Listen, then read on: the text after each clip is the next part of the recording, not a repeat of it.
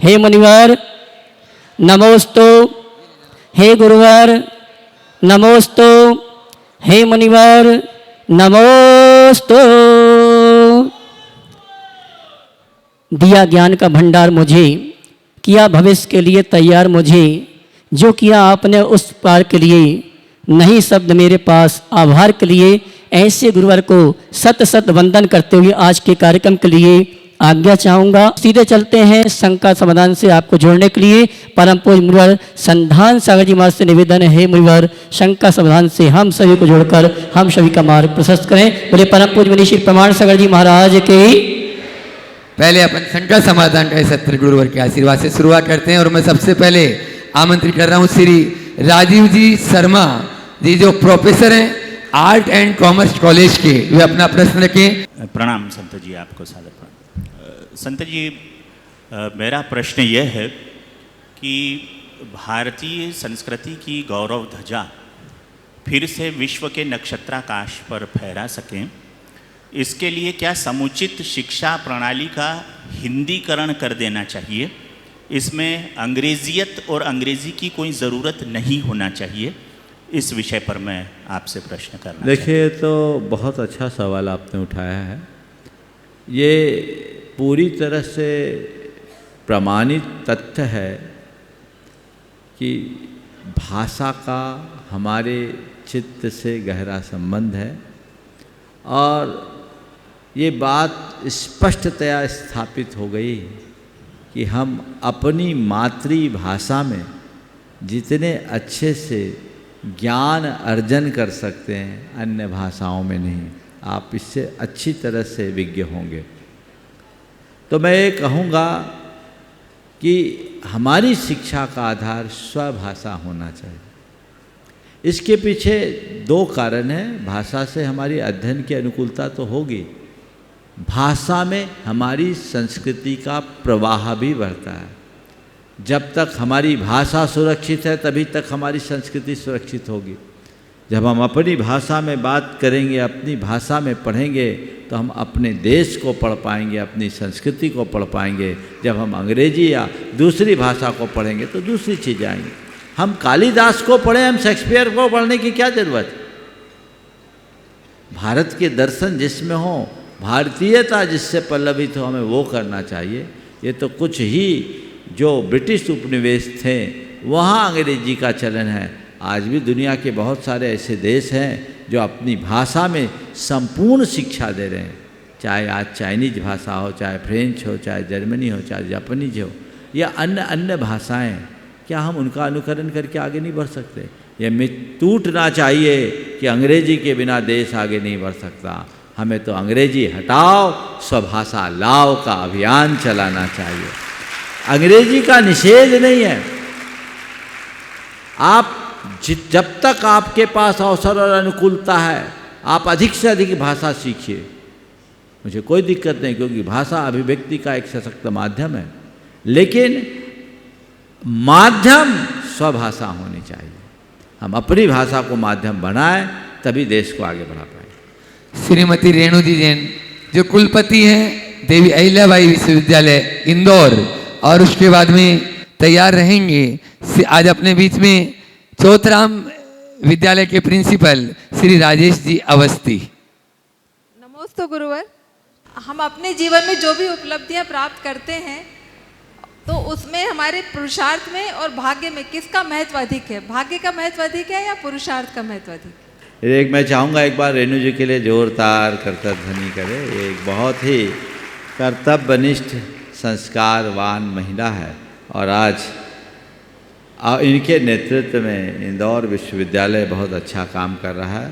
आपने जो बात कही, अपने जीवन की उपलब्धियों का आधार हमारा पुरुषार्थ है या भाग्य।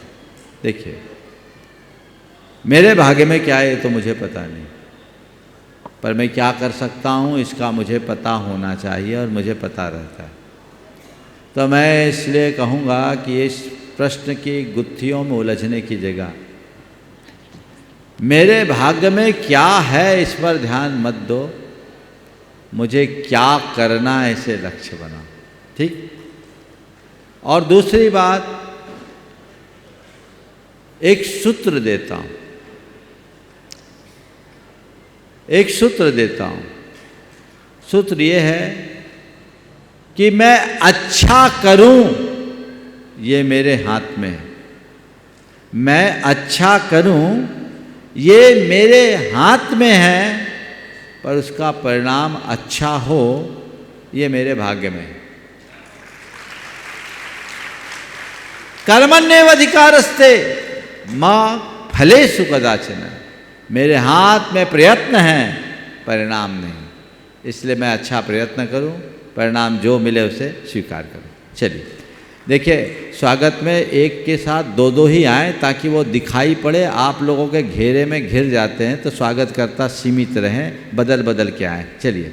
Doctor Kanhaiyalal ji Ahuja, HOD school of economics. मेरा प्रश्न है कि बहुत तकलीफ़ होती है आज आज़ादी के 74 साल बाद भी हम ये देखते हैं कि शिक्षा का जो स्तर, उसकी जो गुणवत्ता है, उसमें काफ़ी पीछे है। रिसर्च में हम बहुत पीछे हैं। वर्ल्ड की यूनिवर्सिटीज़ में हमारा कोई स्थान नहीं है। हमसे कहाँ चूक हुई और हमें क्या करना चाहिए जिससे कि भारत की यूनिवर्सिटीज़, भारत के कॉलेज बहुत अग्रिम बने।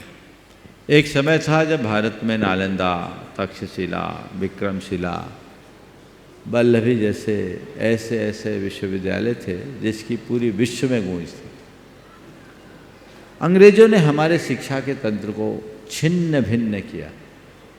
पिछले 200 सालों में हमारी पूरी व्यवस्थाएं लड़खड़ाई। इसके परिणाम स्वरूप ये परिस्थितियां निर्मित हुई। आपने बिल्कुल सही सवाल किया है कि इस व्यवस्था को हम आगे कैसे ठीक कर सकते हैं। इसके लिए चाहिए कि सबके हृदय में वैसा गौरव का भाव जागृत हो और हम भारतीय शिक्षा के मूल तत्वों को साथ लेकर शिक्षा की व्यवस्था को आगे बढ़ाने का प्रयत्न करें जिससे इसके परिणाम आ सके। डॉक्टर कन्हैयालाल जी आहूजा, HOD, उनका सम्मान कर रहे हैं। जोरदार तालियों से स्वागत अभिनंदन कर दें। अपने बीच में सेज यूनिवर्सिटी के कुलपति अपने पूरे परिवार के साथ में श्री प्रशांत जी कोठारी, जोरदार तालियों से उनका स्वागत अभिनंदन करें। जब पूज्य महाराज श्री जी का भोपाल में प्रवास था, इन्होंने बहुत ही अच्छे से वहाँ पूरी व्यवस्थाएं और भावना योग का जो शिविर बहुत व्यापक पैमाने पे लगा, बहुत अच्छा उन्होंने योगदान दिया। प्रशांत जी अपना सवाल कर रहे हैं और उसके बाद में तैयार रहेंगी श्रीमती सुषमा जी वैश्य, DEO इंदौर। महाराज जी के चरणों में त्रिवर नमोस्तु नमोस्तु नमोस्तु। हम पूरे सेज यूनिवर्सिटी के जो इंदौर की टीम आज यहाँ मेरे साथ है, क्योंकि इंदौर में भी सेज यूनिवर्सिटी है और भोपाल में भी है। तो आज हमारी पूरी इंदौर की टीम महाराज जी के दर्शन और आशीर्वाद लेने आए हैं। हम लोग बहुत खुशकिस्मत हैं कि आज शिक्षक दिवस के दिन अगर गुरु जी का हमें मार्गदर्शन मिल रहा है। हम तो खुद ही शिक्षक हैं और बहुत सारे बच्चों को दे रहे हैं, लेकिन हमको जिनका मार्गदर्शन मिलता है, जिनसे शिक्षा मिलती है, उनके सामने आज हम खड़े हो पा रहे हैं, तो वही हमारे लिए सबसे बड़ी उपलब्धि है। और गुरु जी, बस मैं तो एक ये कहना चाहता हूँ, हम 2 विश्वविद्यालय चला रहे हैं। हमारे पास आज की तारीख में 2 इंजीनियरिंग कॉलेजेज हैं, स्कूल्स हैं और आज 40,000 बच्चे हमारे पास पढ़ रहे हैं। लेकिन जो हम लोग जब पढ़ते थे, जो वो शिक्षा का स्तर तो कहीं समझ में ही नहीं आ रहा हम लोग को, जबकि हम खुद इतना सब इंस्टीट्यूट चला रहे हैं।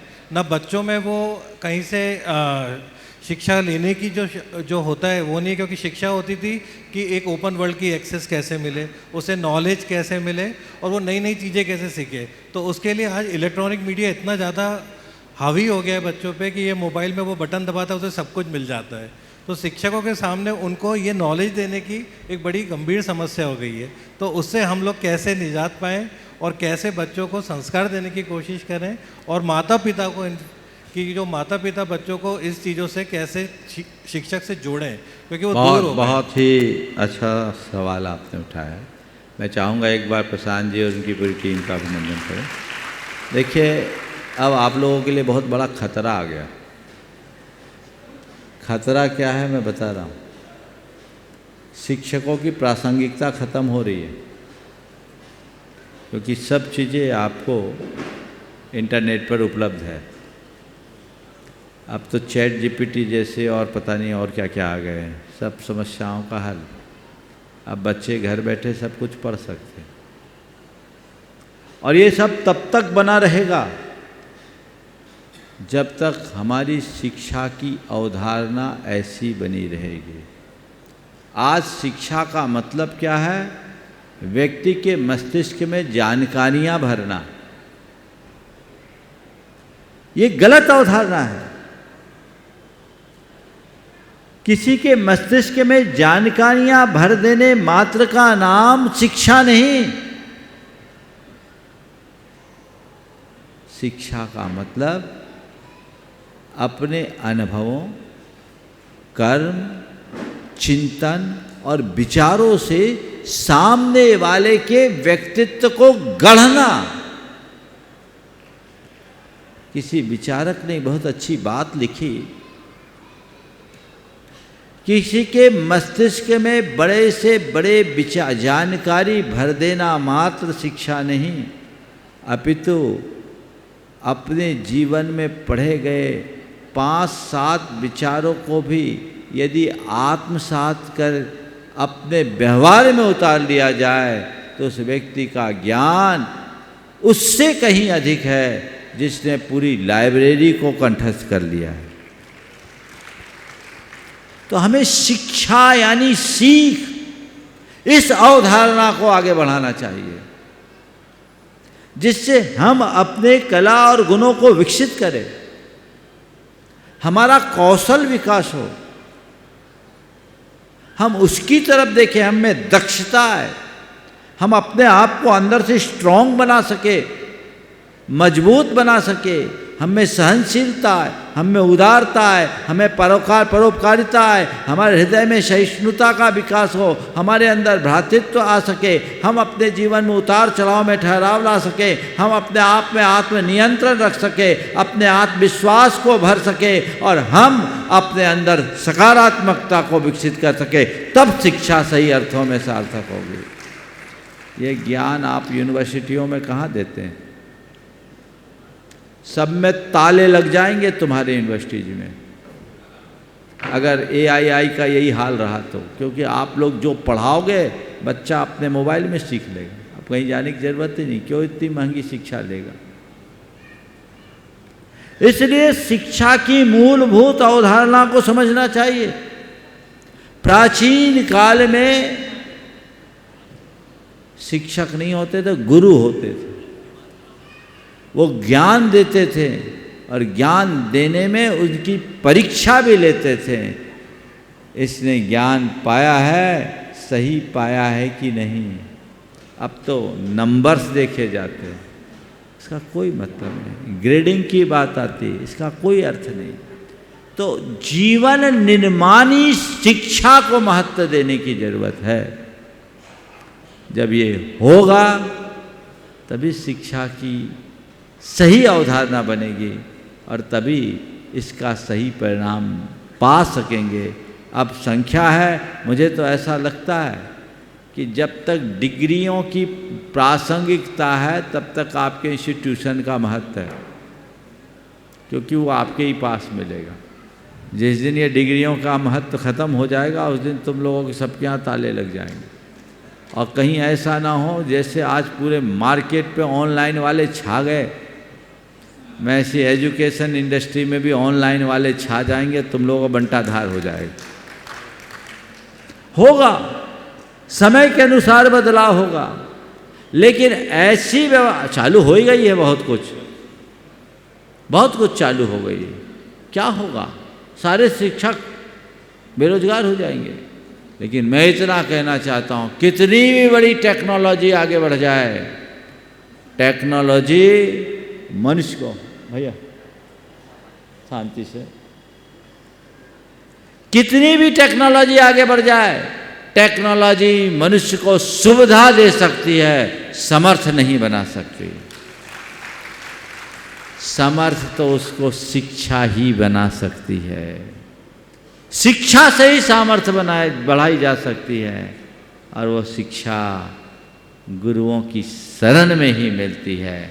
हमें शिक्षालय बनाना है, एजुकेशन इंस्टीट्यूट खड़े करने की कोई आवश्यकता नहीं। नमस्ते महाराज। श्रीमती सुषमा जी वैसे, DEO इंदौर।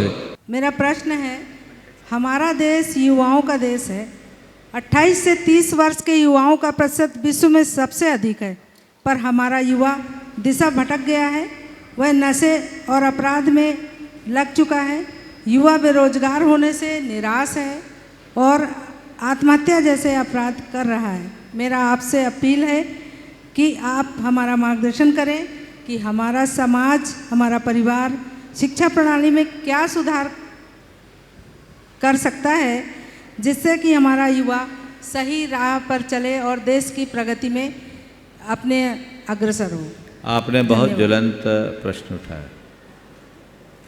युवा भटक रहा है, लेकिन मेरी बात शायद बुरी लग जाएगी।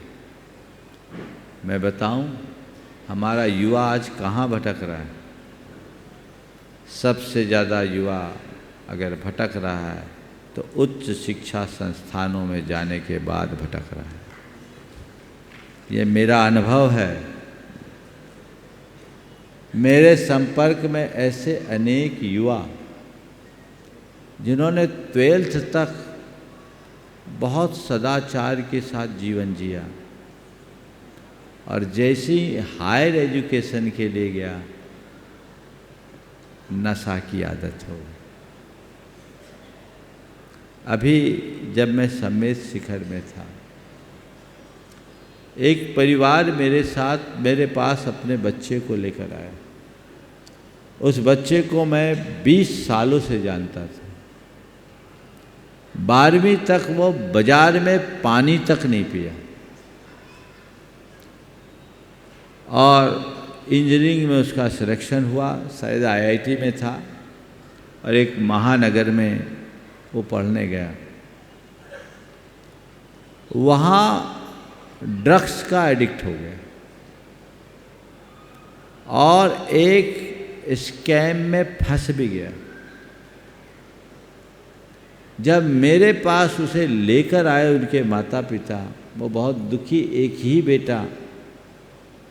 आप तो कल्पना कर लो कि जिसका बच्चा इस तरह की प्रवृत्तियों का शिकार हो गया हो, उनके माँ बाप पर क्या असर होता है। जब उसे लेकर मेरे पास आए, मैंने उस बच्चे से बातचीत की कि तुमने ये सब कैसे कर लिया। तो बोला, महाराज जी क्या बताऊं, शुरुआत में जब मैं कॉलेज में गया तो मेरे सीनियर्स मुझे रैगिंग के नाम पर पहले बियर की गिलास में पानी पीने के लिए गए। मैं उनके दबाव में पानी पीने लगा। फिर उनने मेरे पानी में बियर मिलाना शुरू किया, मैंने पी लिया। फिर उनकी संगति में रहते रहते मेरा भी मन हुआ कि एक आध बार एंजॉय करके देखने में क्या फ़र्क पड़ता है। महाराज मैंने बियर पी, फिर मुझे अच्छा लगने लगा तो मैंने शराब भी पीने लगी, फिर पीना शुरू कर दिया। फिर 3-4 ऐसे दोस्तों की संगति में आ गया, वो ड्रग्स लेते थे। उनने कहा, कहाँ तुम इन चक्करों में पड़ते हो, अगर लेना है तो ले, इसे आजमा। महाराज जी उसने पहली बार दिया, मैं उसका दीवाना हो गया। अब मुझे उसके अलावा कुछ अच्छा ही नहीं लगता, शरीर खोखला हो गया। ये कहाँ हो रहा है, ये कहाँ हो रहा है? अगर जांच की जाए तो सारे उच्च शिक्षा संस्थानों में ये बातें आपको देखने को मिलेगी। मेरा ये आरोप नहीं है, पर ये एक बहुत बड़ी सच्चाई का उद्घाटन है। मैनेजमेंट इन सब बातों को नहीं देखता, वो तो अपने रिजल्ट पर ध्यान देता है और ये देखता है कि मेरी स्ट्रेंथ पूरी हो रही कि नहीं, क्योंकि उसको पैसों से मतलब। बच्चों का चरित्र बिगड़ रहा है। तो हम चाहते हैं सारे ऐसे जितने भी एजुकेशन इंस्टीट्यूशंस हैं, वहाँ चरित्र निर्माण का पाठ भी होना चाहिए। बच्चों को व्यसन मुक्ति का संदेश दिलाना चाहिए। लेकिन क्या होगा जब शिक्षक खुद व्यसनों में लिप्त होगा, तो बच्चों से क्या अपेक्षा करें। आज बहुत से शिक्षक ऐसे मिलेंगे, अध्यापक मिलेंगे जो खुद धूम्रपान करते हों, जो खुद मद्यपान करते हों या अन्य अवांछित प्रवृत्तियों में सम्मिलित हों, तो क्या करेंगे। अभी जो बंगाल में कोलकाता की घटना घटी वो शिक्षण संस्थान में ही तो घटी, और उसमें जिस तरह के नाम सामने आए वो कौन है? मैं सबको उसमें संलिप्त नहीं कर मानता, लेकिन एक मछली पूरे तालाब को गंदा करती है, इसे किसी को भूलना नहीं चाहिए। सारे एजुकेशन इंस्टीट्यूशंस में कुछ ऐसे रूल्स होने चाहिए ताकि हमारे बच्चे भटकने से बच सके। आज भी ऐसे कई इंस्टीट्यूशंस हैं, कईयों में तो मोबाइल तक अलाउड नहीं है। आपको पढ़ाई के लिए इंटरनेट की ज़रूरत है, आप यूज कीजिए, बाकी टाइम में मत कीजिए। मैं ये नहीं कहता कि आप इन सब चीज़ों पर प्रतिबंध कर दें, लेकिन कुछ चीज़ों पर तो पूरी तरह प्रतिबंध लगना ही चाहिए, और न केवल बाहरी प्रतिबंध अपितु बाहर से प्रतिबंध के साथ साथ अंदर से जागरूकता का अभियान भी छेड़ना चाहिए ताकि वे अपने जीवन को बेहतर बना सके और बेहतर कर सके। महाराज जी नमस्तुभ्यं नमस्तुभ्यं। महाराज जी मेरा प्रश्न आज के जो कंपटीशन एग्ज़ाम्स को लेकर के है, जितने भी हायर एजुकेशन के लिए एग्ज़ाम, उनके एंट्रेंस के एग्ज़ाम्स होते हैं या जॉब ओरिएंटेशन एग्ज़ाम होते हैं, उनमें जो एवेल्यूएशन होता है, जो मूल्यांकन होता है, केवल सब्जेक्ट का मूल्यांकन होता है, लैंग्वेज का मूल्यांकन होता है और ज़्यादातर जीके का जनरल नॉलेज का मूल्यांकन होता है। परंतु जो हमारी वैल्यूज़ हैं, नैतिक वैल्यूज़ है, सांस्कृतिक वैल्यूज़ है, सामाजिक वैल्यूज़ है, अध्यात्म वैल्यूज़ है, उनके लिए कोई टूल्स उसमें नहीं होता। तो इसे किस प्रकार से इन कॉम्पिटिशन एग्जाम में उनको इन्वॉल्व किया जाना चाहिए और कैसे इसे लागू किया जा सकता है? मैंने अभी थोड़ी देर पहले कहा था, आज की शिक्षा में केवल आईक्यू देखा जाता है, ईक्यू को गौन कर दिया गया। समझ गए जी। तो केवल इंटेलेक्चुअल कोस्ट देखेंगे तो क्या होगा, हमें इमोशनल कोस्ट को भी देखना है। हम जब तक व्यक्ति की बौद्धिकता के साथ साथ उसकी भावनात्मकता को नहीं समझेंगे तब तक कुछ भी नहीं कर पाएंगे। इसलिए हम बौद्धिकता के साथ भावनात्मकता को प्रमुखता दें। और अभी मैंने एक वाक्य कहा था कि वर्तमान की शिक्षा अधूरी है क्योंकि इसमें केवल बौद्धिक बात की जा रही है। हमें नैतिक, चारित्रिक, भावनात्मक और आध्यात्मिक पक्ष को भी समुन्नत करने की जरूरत है। ओ विकास जी मेड़तवाल। पूज्य श्री को सशत नमन। मैं रमेश पाटीदार, सीएम राइज नवीन मालव कन्या से। पूज्य श्री, मेरा प्रश्न ये है कि भारतीय पारंपरिक ज्ञान शिक्षा को हम वर्तमान शिक्षा प्रणाली से कैसे जोड़ सकते हैं?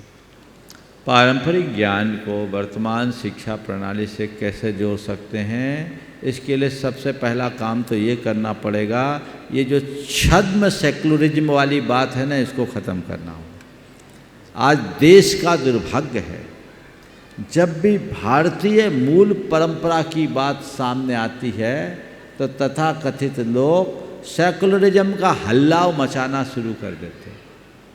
इसे ख़त्म कीजिए। जिससे चरित्र का निर्माण होता है वो ज्ञान देना चाहिए, जिससे जीवन का उत्थान होता है वो ज्ञान देना चाहिए, जिससे आत्मा का कल्याण होता है वो मार्ग होना चाहिए, तब तो काम होगा। शिक्षा में 5 तत्व चाहिए। हमारे यहाँ पहले जो शिक्षा दी जाती थी, बीच में मैं थोड़ा सा बोल ही देता हूँ। जब मैंने भारतीय शिक्षा के मूल तत्वों को समझा, अतीत की शिक्षा प्रणाली को समझा और हमने अपने शास्त्रों में पढ़ा, पुराणों में और अन्य ग्रंथों में, कि उस समय कैसे क्या पढ़ाया जाता था, तो उसमें शारीरिक शिक्षा दी जाती थी, व्यावसायिक शिक्षा दी जाती थी, मानसिक शिक्षा दी जाती थी, नैतिक शिक्षा दी जाती थी और आध्यात्मिक शिक्षा दी जाती थी। शारीरिक शिक्षा में उनको शरीर से मजबूत और स्वावलंबी बनाया जाता था, और शारीरिक शिक्षा देते देते भी उनके अंदर सारे मूल्यों की प्रतिष्ठा की जाती थी कि नहीं? बहुत सारे ऐसे कार्यक्रम होते थे, मलखम जैसे कार्यक्रम, योग आसन आदि संबंधी, क्योंकि ये धारणा थी शरीर माध्यम खलु धर्म साधनम, जब तक शरीर है तभी तक हम सब कुछ कर पाएंगे। स्वस्थ शरीर में ही स्वस्थ मन रहता है, और स्वस्थ शरीर हो, स्वस्थ मन हो, तभी आत्मा स्वस्थ होगी, और जिसका शरीर स्वस्थ, मन स्वस्थ, आत्मा स्वस्थ, उसका ही जीवन स्वस्थ और सुखी होगा। इसलिए शारीरिक शिक्षा दी जाती। आजकल वो सब कहाँ है? कोई फिजिकल नहीं, अपने शरीर विज्ञान की बात नहीं, और शारीरिक शिक्षा देते देते कोई ज्ञान नहीं देते। इसी प्रकार व्यावसायिक शिक्षा बहुत ज़रूरी है, क्योंकि जब तक व्यक्ति को इस तरह की शिक्षा न दी जाए जिससे कि वह अपने जीविकोपार्जन में समर्थ न हो, कैसे वो आगे बढ़ेगा? देश को आगे बढ़ाना है, उसको व्यावसायिक शिक्षा देना भी जरूरी है। शारीरिक शिक्षा में उसके खान पान की शुद्धि से लेकर उसके जीवन की नियमित दिनचर्या का पाठ पढ़ाते हुए उसके स्वस्थ जीवन शैली को अपनाने की प्रेरणा दी जाती थी, और व्यावसायिक शिक्षा में उसे कला गुणों में दक्ष बनाकर उसे स्वावलंबी बनने का मार्ग बताया जाता था। स्वरोजगार को बढ़ावा देने की बात उसे सिखाया जाता था, जिससे उसको अपने वृत्ति लाभ के लिए किसी पर आश्रित होने की आवश्यकता न पड़े। तो वह व्यावसायिक शिक्षा, आज भी व्यावसायिक शिक्षा की बहुत ज़रूरत है। व्यावसायिक शिक्षा के बिना देश आगे नहीं बढ़ सकता। हम सब तरफ से अपने आप को आगे बढ़ाना चाहते हैं व्यावसायिक शिक्षा हो, पर व्यावसायिक शिक्षा की जगह शिक्षा ही व्यवसाय का रूप ले रही है, ये बड़ा गड़बड़ है। तीसरी बात, मानसिक रूप से व्यक्ति को समृद्ध बनाने की बात होनी चाहिए। उसको भावनात्मक रूप से चीज़ें सिखानी चाहिए, उसके अंदर मनोविज्ञान को विकसित करना चाहिए, और जो मूल तत्व हमारे देश में, हमारी संस्कृति में, उन्हें प्रतिष्ठापित करनी चाहिए। इसी तरह नैतिक और आध्यात्मिकता का पाठ उसे सिखाना चाहिए। उसको सब तरह के मोरल वैल्यूज़ का पाठ पढ़ाना चाहिए। उसके जीवन में ईमानदारी, नैतिकता, सच्चाई, सत्यनिष्ठा, करना, परोपकार जैसे जीवन मूल्यों का क्या प्रभाव होता है सिखाना चाहिए। और पहले ये सब चीज़ें सिखाई जाती थी, और अंत में उन्हें ये बताना चाहिए कि मैं एक आत्मा हूँ जो शाश्वत तत्व हूँ, बाकी तो सब ऊपर का चेला चोला है। ये जीवन का मूलभूत तत्व है। आज अगर ऐसी बातें करने लगी जाए तो ये कह दिया जाए ये तो इधर की बात है, उधर की बात है। अरे हमारी संस्कृति का मूल तत्व है, इसको छोड़कर हम कुछ नहीं कर सकते। ये भारत आध्यात्मिक देश है, ये चारवाकों का या भौतिकवादियों का देश नहीं है। यहाँ तो आत्मा की उपासना की जाती है, यहाँ परमात्मा की उपासना की जाती है। ये भारत परमात्मा का उपासक देश है। परमाणु को भारत ने नहीं देखा, भारत ने परमात्मा को खोजने की बात की। भारत ने पदार्थ की तरफ दृष्टि नहीं दी, भारत ने परमार्थ की तरफ दृष्टि दी। ये सीख अगर हम दें तो आज सारी अवधारणाएं पुनर्प्रतिष्ठित हो सकती है और सब कुछ बेहतर हो सकता है। बहुत बहुत धन्यवाद पूज्य श्री। विकास जी मेड़तवाल, राष्ट्रीय स्वयंसेवक संघ। हाँ बोलिए। हाँ, नहीं। नमस्कार गुरुजी। पाश्चात्य विचारधारा एवं वामपंथ की योजना से हमारी भारतीय संस्कृति के ऊपर नित्य आक्रमण एवं संक्रमण हो रहा है। हमारी संस्कृति का मूल वाहक हमारा परिवार, जिसे छिन्न भिन्न करने की कुछ कुंचित प्रयास चहु और चल रहे हैं। हमारी कुटुंब व्यवस्था कैसे सुदृढ़ हो, इसे तो हमारा मार्गदर्शन कीजिए। देखिए, बहुत ही गंभीर सवाल आपने किया है। कुटुंब व्यवस्था को सुदृढ़ करने के लिए हमें वसुधैव कुटुंबकम की भावना को जगाना, और ये सब चीज़ें शिक्षा से ही हो। पुराने समय में ये सब बातें थी, अब ये चीज़ें बिखरने लगी। एक सज्जन ने एक दिन मुझसे आकर के कहा, महाराज मैं अपने बेटे को बता रहा था कि मेरे पिताजी 9 भाई थे, 3 बहनें थीं, तो वो सब मैंने अपने पिताजी की बातें की कि हम लोग, हमारे पिताजी की 9 भाई, हमारे 9 चाचा ताऊ और 3 बुआ थे, उनसे हमारे इतने सारे मामेरे चचेरे फुफेरे भाई बहन थे। तो मैं जब एक बार बता रहा था तो मेरे बेटे ने कहा, क्या पापा आप कहाँ की बात करते हैं, जो कर रहे अपन अपना काम करें। महाराज जी, मुझे बहुत दुख हुआ कि हम अपने बच्चों को पढ़ने लिखने के लिए बाहर भेजते हैं, लेकिन बाहर जाने के बाद इनके भीतर से सब चीज़ें बाहर हो जाती हैं। अब ये कह रहे, पापा क्या बात करते, जिनका हमारे लिए मूल्य है।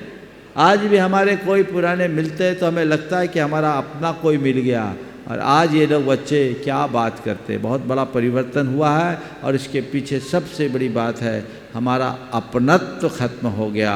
हमने प्रेम, परस्परता, सहजीवन और भ्रातृत्व जैसे मूलभूत मूल्य को खो दिया। ये आज की शिक्षा प्रणाली की देन है, और इसमें एक सबसे बड़ा आघात क्या हुआ, 2 शब्द आ गए, अंकल और आंटी, सबको खा गए। अब क्या बचा? ये चाचा, ये ताऊ, ये मामा, ये फूफा, ये मौसा, ये मौसी, ये फूफा, ये फूफी, कहाँ बचे? अंकल और आंटी। ये एक सोची समझी नीति। भारत का जो मूल तत्व था वो खो गया। कहाँ कुटुंब बचेगा जब हम मूल तत्व को ही खोएंगे? इसलिए मैं तो कहता हूँ, आपसे कोई अंकल कहे, आपसे कोई आंटी कहे, मना करो, बोले नहीं मुझे चाचा कहो ना। पर आपको भी कोई अंकल कहता तो आप गौरवान्वित होते। धन्य है आपकी बुद्धि को। क्यों? मैम कहेगा तो अच्छा लगेगा, दीदी कहेगा तो अच्छा नहीं लगेगा।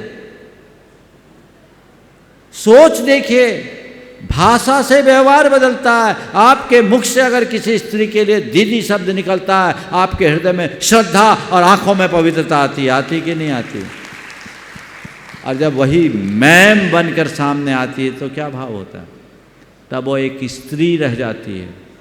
वहाँ आपकी बहन नहीं होती, वहाँ आपकी माँ नहीं होती, वहाँ आपकी बेटी नहीं होती। हमारी संस्कृति कहती है किसी स्त्री को देखो तो पत्नी के अलावा दुनिया की जितनी भी स्त्री है उसमें माँ का रूप देखो, उसमें बहन का रूप देखो, उसमें बेटी का रूप देखो। उसे दीदी बोलो, माता जी बोलो, लेकिन अब तो मैम और मैडम आ गया। ये क्या है? यही हमारी संस्कृति पर कुठाराघात है जिसे लोग नहीं समझ रहे। और अंग्रेजी माध्यम में पढ़ के आने के बाद तो अब खत्म। अब माँ भी नहीं बची, मॉम बच गई, और मॉम भी नहीं ममा हो गई। अब पता नहीं क्या हो गया। पहले मम्मी हुई थी।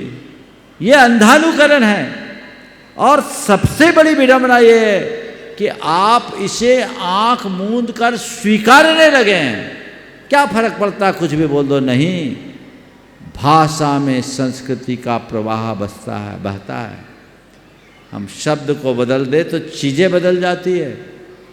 इसलिए हम अपनी भाषा का ठीक तरीके से अनुकरण करें और शिक्षा प्रणाली में इन बातों का समावेश करना अत्यंत आवश्यक समझे, तभी अच्छा कर सकते।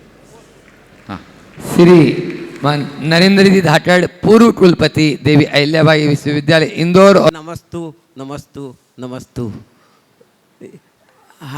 हमारा प्रोत्साहन है, इंडस्ट्री रिसर्च नहीं कर रही है, जबकि बाहर की इंडस्ट्री यूनिवर्सिटी से मिलके रिसर्च करती है और जो उद्योग उनका बढ़ता है वो काफ़ी नाम कमाता है, जबकि वो इंडस्ट्री रिसर्च करती है यूनिवर्सिटी में और बाहर करती है रिसर्च।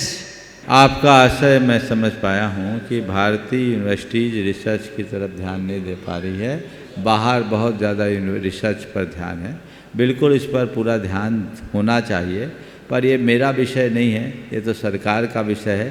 ये बात सरकार के पास जाना चाहिए और उसकी तरफ एक वातावरण बनाकर काम करना चाहिए। मैं शोध खोज या आधुनिक शिक्षा पद्धति के विरुद्ध कतई नहीं हूँ। मैं मानता हूँ कि आधुनिक शिक्षा से बहुत बड़ी क्रांति हुई है, लेकिन मैं ये चाहता हूँ कि इस सब के साथ साथ हमारे जो मूलभूत तत्व हैं उन्हें और समायोजित किया जाए, ताकि हम समाज को सुरक्षित रख सकें और जीवन को सुव्यवस्थित कर सकें।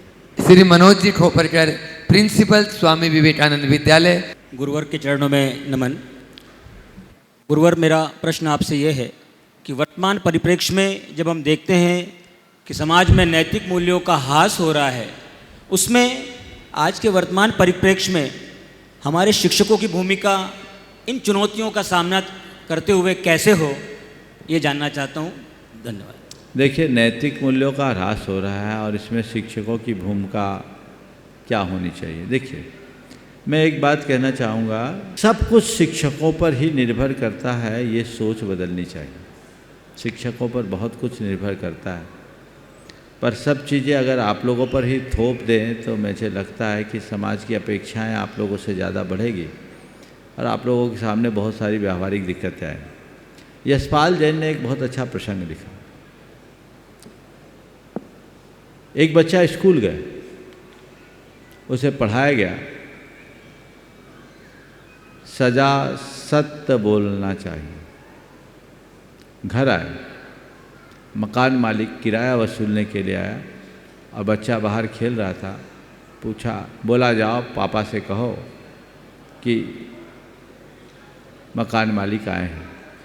वो अंदर गया, जैसे ही बोला तो उन्होंने कहा जाओ बोल दो पापा घर पे नहीं।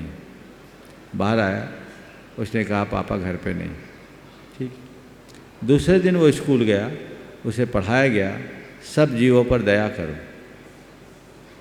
घर आया, देखता क्या है कि उसका बड़ा भाई एक अपाहिज भिखारी को निर्ममतापूर्वक डंडे से पीटकर खदेड़ रहा। तीसरे दिन वो स्कूल गया, उसे पढ़ाया गया सब जीवों से प्रेम करो। घर आया, लौटा, देखा उसके माता पिता किसी बात को लेकर आपस में बुरी तरह झगड़ रहे। चौथे दिन जब उसे स्कूल भेजा गया, स्कूल जाने के लिए कहा गया, तो उसने कहा पिताजी मैं स्कूल नहीं जाऊंगा। पिताजी मैं स्कूल नहीं जाऊंगा। बोला क्यों? बोला इसलिए कि गुरुजी ठीक नहीं पढ़ाते। बात समझ रहे हैं? तो मैं आप सबसे कहूँगा स्कूल में कितना भी अच्छा ज्ञान दिया जाए, यदि घर में उसका सम्मान ना हो तो कुछ नहीं होगा। इसलिए नैतिक मूल्यों की प्रतिष्ठा के लिए जितने शिक्षक जिम्मेदार हैं, अभिभावक भी उतने ही जवाबदेह। धन्यवाद। डॉक्टर विनोद जी पारे, मैकेनिकल विभाग SGI TS इंदौर। और गुरुवर के चरणों में मेरा सादर नमन। सर मेरा प्रश्न, जो आज के युवा, आज के विद्यार्थी हैं, एक किसी विशेष क्षेत्र में कैरियर बनाने के लिए दौड़े जा रहे हैं, इसमें कहीं कहीं सामाजिक और पारिवारिक प्रेशर भी रहता है और इन सब में वो अपनी जो प्राकृतिक रचनात्मकता है, प्रतिभा है, वो खो देते हैं। तो इसमें शिक्षक की क्या भूमिका होनी चाहिए? देखिए, सबसे पहली बात तो ये है कि कैरियर का व्यापक अर्थ समझना चाहिए और ये बच्चों को ही नहीं, माँ बाप को भी समझना चाहिए। केवल पढ़ लिख कर अच्छी जॉब पा लेना कैरियर नहीं है। जीवन को परिपूर्ण और सक्षम बनाना ही वास्तविक कैरियर का निर्माण। ये बात बच्चों के हृदय में अच्छे से अंकित कर देना चाहिए। उस समय बच्चों की स्थिति बड़ी विचित्र हो जाती है जब पढ़ लिख कर के कहीं जाते हैं नौकरी और नौकरी नहीं लग पाती, मुश्किल हो जाती। कदाचित नौकरी लग जाए और फिर उनको वहाँ से किसी कारण से हटना पड़ता है, हालत ख़राब हो जाती। तब लगता है कि इससे अच्छा होता कि हम कहीं और मेहनत करते तो ज़्यादा सफल होते। तो ये चीज़ें ध्यान में रखना चाहिए। दूसरी बात, समाज में भी अवधारणा बदलनी चाहिए कि नौकरी पेशा होना ही हमारे जीवन के लिए सब कुछ है। धारणा बदलना चाहिए, तब कहीं जाकर इन सब बातों का स्थायी हल और निदान हो सकेगा। और इसके लिए हमें शुरू से एक ऐसी गोष्ठियाँ करनी चाहिए, काउंसलिंग करनी चाहिए, जिससे लोगों के अंदर का ये भ्रम टूटे और इस गला काट प्रतियोगिता से लोग बच सकें। डॉक्टर पंकज जी शास्त्री, ललितपुर इंदौर। पूज्य गुरुदेव के चरणों में सश्रद्धा बारंबार नमोस्तु नमोस्तु नमोस्तु भगवान। गुरुदेव, मैं इंदौर में शासकीय उच्चतर माध्यमिक विद्यालय सिरपुर है, यहाँ मैं संस्कृत का अध्यापक हूँ। मैं देखता हूँ कि जो ऊंची कक्षाएं हैं वहाँ संस्कृत और सांस्कृतिक मूल्यों की पूरी तरह उपेक्षा की जा रही है और भारतीय शिक्षा पद्धति जहाँ ये सिखाया गया है कि योगः कर्मसु कौशलम, मेरा यह आपके समक्ष जिज्ञासा है कि शिक्षा में वर्तमान में जो समृद्धि तो दिखाई दे रही है लेकिन तनाव बढ़ता जा रहा, और आपने योग की एक नवीन पद्धति विकसित की है, भावना योग। मैं देखता हूं कि यह व्यक्तित्व का समग्र विकास करती है। मेरा आपके चरणों में यह निवेदन है कि यहाँ सभी शिक्षाविद एकत्रित हैं। आप भावना योग का वर्तमान शिक्षा में किस तरह से अनुप्रयोग कर सकते हैं और हमारी संस्कृति का उन्नयन हो और मानवीय मूल्यों का उन्नयन हो, आप मार्गदर्शन करें। गुरुदेव नमोस्तु। बहुत अच्छा प्रस्ताव आपने रखा है। संपूर्ण जीवन के प्रबंधन में भावना योग का बहुत महत्वपूर्ण स्थान है और यदि ये भावना योग का प्रयोग किया जाए, विद्यालयों में किया जाए, मात्र 5 मिनट का है, जैसे प्रार्थनाएं होती वैसे ही भावना योग किया जाए और ये संप्रदायातीत है। इसमें किसी भगवान की, किसी ईश्वर की कोई बात नहीं। ये तो अपने भीतर बैठे हुए प्रभु को याद किया गया है। ना कोई मंत्र है, ना कोई देवी है, ना कोई देवता है, केवल ओम है, वो भी केवल 3 बार उच्चारण किया जाता है। और वो पूरी प्रक्रिया को अगर लोग अपनाएं तो इसके बहुत बेहतर परिणाम आएंगे। आप देखेंगे कि बच्चों की बौद्धिक क्षमता भी विकसित होगी, चीज़ों को ग्रहण करने की भी क्षमता विकसित होगी, उनका परफॉर्मेंस अच्छा होगा और एफिशिएंसी बढ़ेगी। ये बहुत अच्छे परिणाम देंगे। कई लोगों ने तो भावना योग के बल पर IAS की परीक्षा उत्तीर्ण की। कई बच्चों ने IIT में अपना उच्च स्थान प्राप्त किया, ऑल इंडिया में 25th रैंक्स पाए। ये कई अनुभव हैं जो आज समय नहीं है, लेकिन ये बातें आपको मिल सकती है। तो भावना योग का नियमित प्रयोग किया जाए और एक मंगल भावना है वह भी सबको उपलब्ध करा दी जाए। केवल एक ऐसी छोटी सी प्रार्थना, वो मंगल भावना को भी प्रार्थना के रूप में अगर रखा जाए तो इसके बहुत अच्छे परिणाम निकल सकते हैं। और इसमें किसी धर्म, किसी परंपरा, किसी संप्रदाय विशेष को कोई स्थान नहीं है। मंगल मंगल होए जगत में, सब मंगलमय हो। इस धरती के हर प्राणी का मन मंगलमय होए, ये इसके बोल हैं। ये अभी आप लोगों को उपलब्ध हो जाएंगी। ये भी आप लोग अगर इसे जोड़कर समायोजित करें, सुनिश्चित बहुत अच्छे परिणाम हैं। नमोस्तु। और अगर विद्यालय या महाविद्यालय, विश्वविद्यालयों में ऐसा कोई प्रस्ताव आए तो हमारे लोग वहाँ जाकर प्रायोगिक रूप से कुछ दिन मंगल भावना योग करा भी सकते हैं, जिसका अभ्यास करके आप उसे नियमित अपने विद्यालय का अंग बना सकें। हाँ। श्रीमती अंजना जी जैन इंदौर और उसके बाद में तैयारी डॉक्टर नीलेश जी जैन IIT इंदौर। अब समय हो गया है, कितने बच्चे? महाराज श्री नमोस्तु। अच्छा, एक और नमोस्तु नमोस्तु। महाराज श्री, मन के बहुत सारे सवालों का जवाब आपके अभी प्रवचन से, आपके मुखाग्नि से जो शब्द सुने उससे मिल गया। फिर भी मेरे मन में एक और सवाल है कि हम लोग शिक्षण कार्य के साथ साथ बाकी भी कार्य करते हैं, जैसे प्रशासनिक कार्य करते हैं, जो और अलग कार्य जो कि छात्र छात्राओं से प्रत्यक्ष या अप्रत्यक्ष रूप से जुड़े होते हैं। महाराज जी, वो सब कार्य करते हुए मन में मूल भावना क्या रहे और क्या उद्देश्य को रखें सामने, वो मेरा। देखिए, ये आजकल प्राय शिक्षकों के मुख से या लोगों के मुख से भी सुना जाता है, जो काम कोई ना करे वो शिक्षक को करा दो, सब काम में शिक्षक लग जाए। मतगणना करना है तो शिक्षक हो जाए, जनगणना करना है तो शिक्षक लग जाए, चुनाव कराना है तो शिक्षक लग जाए, जहाँ कोई ना जाए वहाँ शिक्षक चले जाए। एक बार ऐसी बात कह रहे थे तो मैंने कहा बिल्कुल इसमें कुछ भी गलत नहीं है, जबकि ये सही है, क्योंकि ये देश के लिए सबसे महत्वपूर्ण कार्य है और ऐसे महत्वपूर्ण कार्य को संपन्न करने के लिए देश के सबसे महत्वपूर्ण अंग को ही जगलगना चाहिए। शिक्षक है, वो अच्छे से कर सकेगा। और शिक्षकों से मैं कहूँगा, इन तरह के कार्यों को अपनी राष्ट्र सेवा मान करके करो, देशभक्ति मान करके करो, क्योंकि ये हमारे देश का अनिवार्य कर्म है, ये हमें करना है। इसमें संकोच क्या, जब हम राष्ट्र के लिए जीते हैं और शासन से हम वेतन पाते हैं तो ये हमारी जिम्मेदारी है कि राष्ट्र और समाज के लिए जो भी उपयोगी कार्य है उन्हें हम करें, क्योंकि सरकार यदि इन सब कार्यों के लिए और लोगों को जोड़ेगी तो सरकार के ऊपर वित्तीय भार भी बढ़ेगा, बहुत सारा कार्य होगा। तो हाँ, लेकिन इन सब चीज़ों में ये सावधानी भी अपेक्षित है कि इन कार्यों में लग जाने से उनका मूल उद्देश्य हाथ से न छिटक जाए, बच्चों की पढ़ाई प्रभावित ना हो, ये भी हमें ध्यान में रखना चाहिए। डॉक्टर नीलेश जी IIT इंदौर। नमस्ते महाराज जी, मेरा प्रश्न ये है कि जैन शास्त्र में विज्ञान की बहुत सारी नॉलेज है। हम भूवलय की बात करते हैं तो कोडिंग डिकोडिंग है, तत्वासूत्र में एटॉमिक बॉन्डिंग की बात की गई है, ईथर की बात की गई है जिसमें प्रकाश का गमन होता है, और मैथमेटिक्स है, जैन मैथमेटिक्स है, एस्ट्रोलॉजी भी है।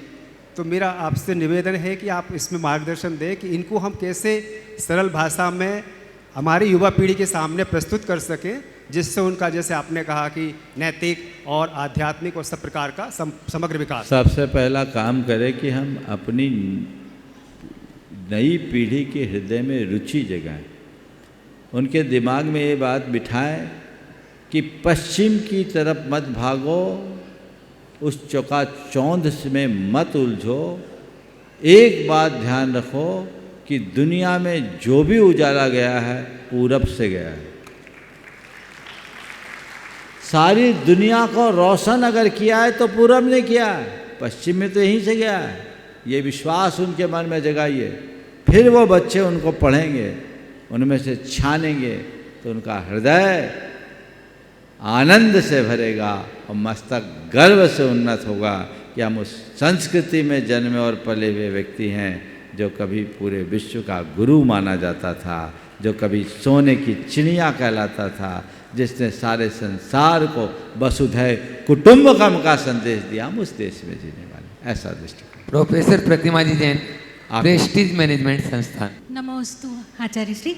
मेरा प्रश्न है कि आज बच्चे बाहर जाते हैं पढ़ने के लिए, हॉस्टल में रहते हैं, और हॉस्टल में रहते हुए कई बार वो ये परेशान, मतलब गलत लोगों की संगत में पड़ जाते हैं, और उस वजह से जिस पढ़ाई के लिए वो वहाँ गए हैं वो सेकेंडरी हो जाता है और दूसरे कामों में लग जाते हैं। ऐसे में बच्चों को क्या शिक्षा दी जाए? As a teacher, as a mother, हमें क्या रिस्पॉन्सिबिलिटी होना चाहिए? ये समस्या आपकी नहीं, सबकी है, और ये बड़ी विकराल समस्या है। इसके लिए 2 स्तर पर काम होना चाहिए। पहले माँ बाप को बच्चों के संस्कारों के साथ उनकी संगति का भी ध्यान रखना चाहिए। वो कहाँ जा रहा है, कैसे इंस्टीट्यूट में पढ़ रहा है, उनकी संगति कैसी, एक बात। और दूसरी बात, जहाँ पढ़ रहा है वैसे शिक्षण संस्थान या हॉस्टल के प्रबंधन को भी ये बात सुनिश्चित करनी चाहिए कि यहाँ किसी तरह का भटकाव ना आ सके, तभी इन सब बातों में ठहराव हो सकता है। इस प्रकार आज बहुत अच्छा लगा, शिक्षक दिवस के दिन शिक्षा जैसे विषय पर व्यापकता से विमर्श हुआ। विभिन्न विद्यालयों, महाविद्यालयों और विश्वविद्यालयों के प्रमुख और प्रतिनिधि यहाँ उपस्थित हुए, और निश्चित हम लोगों के यहाँ एक कहावत है, ज्ञानी से ज्ञानी मिले 2 बातें हुए। तो जब अच्छे लोग बैठते हैं, बात करते हैं, तो विमर्श होता है, और विमर्श में नवनीत निकलता है। आज बहुत सारी सारगर्भित बातें आई, पर मेरा मानना है ऐसी बातें नहीं हैं, ऐसी बातों में निरंतरता बनी रहनी चाहिए, और तब तक जारी रहनी चाहिए तब तक हम अपने सपनों के भारत को फिर से खड़ा न कर सके, या भारत के प्राचीन गौरव को पुनर्प्रतिष्ठित न कर सके। हम सब इस अभियान में लगे, आगे बढ़ें और सबको आगे बढ़ाने का प्रयास करें। इस भाव के साथ मैं विराम लूँगा। सभी को हम लोगों की ओर से बहुत बहुत आशीर्वाद। हमारे समय की सीमा है, इसलिए हमें यहाँ से उठना पड़ेगा।